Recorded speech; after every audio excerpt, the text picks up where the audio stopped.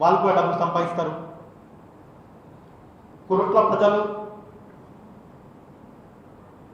మొన్న అసెంబ్లీ ఎన్నికల్లో గొర్రెను బలిచ్చిండ్రు. రేపు 7 నియోజకవర్గాల ప్రజలు ఈ గొర్రెను మళ్ళీ బలి ఇవ్వబోతున్నారు. ఇదే అరవింద్ ప్లేస్లో ఏ మామూలు వ్యక్తి బీజేపీ అభ్యర్థి అయిన పడితే ఈరోజు బాజిరెడ్డి గోవర్ధన్ కానీ జీవన్ రెడ్డి కానీ ప్రచారం కూడా చేసేవాళ్ళు కాదు. మోడీ పేరు మీద ఈజీగా గెలిచేవాళ్ళు. వాళ్ళకు కూడా ఈరోజు ఒక నమ్మకం వస్తూ ఉన్నది. ఎక్కడ పోయినా అరవింద్ తిడతా ఉన్నారు. అరవింద్ మీద వ్యక్తిగతంగా బాగా వ్యతిరేకత ఉంది కాబట్టి వాళ్ళ ప్రయత్నాలు వాళ్ళు చేస్తూ ఉన్నారు. మామూలు కార్యకర్తకి ఇస్తే ఈరోజు Bharatiya Janata party MP seat 2 లక్షల సీట్లతో సునాయాసంగా గెలుస్తుండే. అరవింద్ వాస్తవంగా ఎక్కువ కూడా తిరగట్లేదు, సోషల్ మీడియాలో సూపటప్ చేస్తుంది తప్ప. ఎందుకంటే జనంలోకి వెళ్తే చాలా వ్యతిరేకత వస్తూ ఉంది ఎక్కడ పడితే అక్కడ.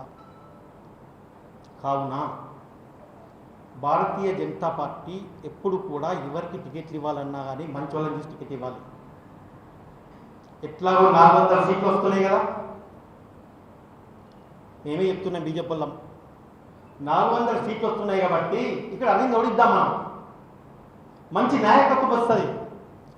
5 సంవత్సరాల్లో మంచి మంచి నాయకులు వస్తారు. నిజాయితీ పనులు కానివ్వండి, పార్టీ క్రమశిక్షణ కట్టుబడిన వాళ్ళు కానివ్వండి, వాళ్ళంతా ముందుకు వస్తారు. కాబట్టి జనాలంతా అరవింద్ను ఓడించాలి. Arvind political broker, political blackmailer, political blackmailer. ఆ రోజు తెలంగాణ ఉద్యమ సమయంలో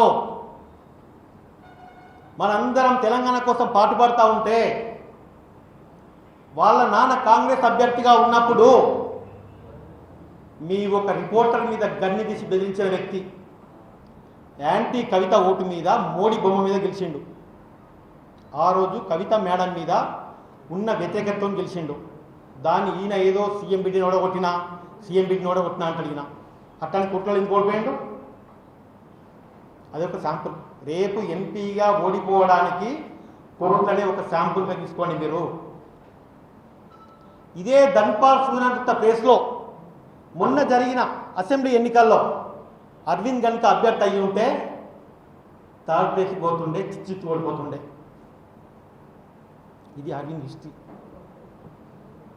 మాటలో అహంకారం, నడకలో అహంకారం, ప్రతి దానిలో అహంకారం. ఈరోజు నిజామాబాద్ పార్లమెంటు నియోజకవర్గ ప్రజలు ఆయన అహంకారాన్ని మడతబెట్టి జేబులో పెట్టబోతున్నారు. అందరూ ఒకటే ప్రశ్న, మోడీ ఎలాగో వస్తున్నాడు, ఇక్కడ కేడీ ఎందుకు? బ్లాక్మెయిల్ రాజకీయాలు అన్నీ కూడా. మంచి వాళ్ళని సస్పెండ్ చేస్తారు, పెయిడ్ పర్సన్స్ దగ్గర ఉంచుకుంటారు. నేను నాన్ కరెక్టెడ్ అండి, రిచెస్ట్ డివిజన్ మోడీని డాడీని వాడుకుంటున్నారు. ఇది అరవింద్.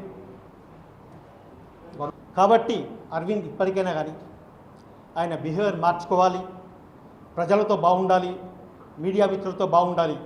ఈ బ్లాక్మెయిల్ రాజకీయాలు చేయకూడదు. For more videos like this, subscribe Big TV channel.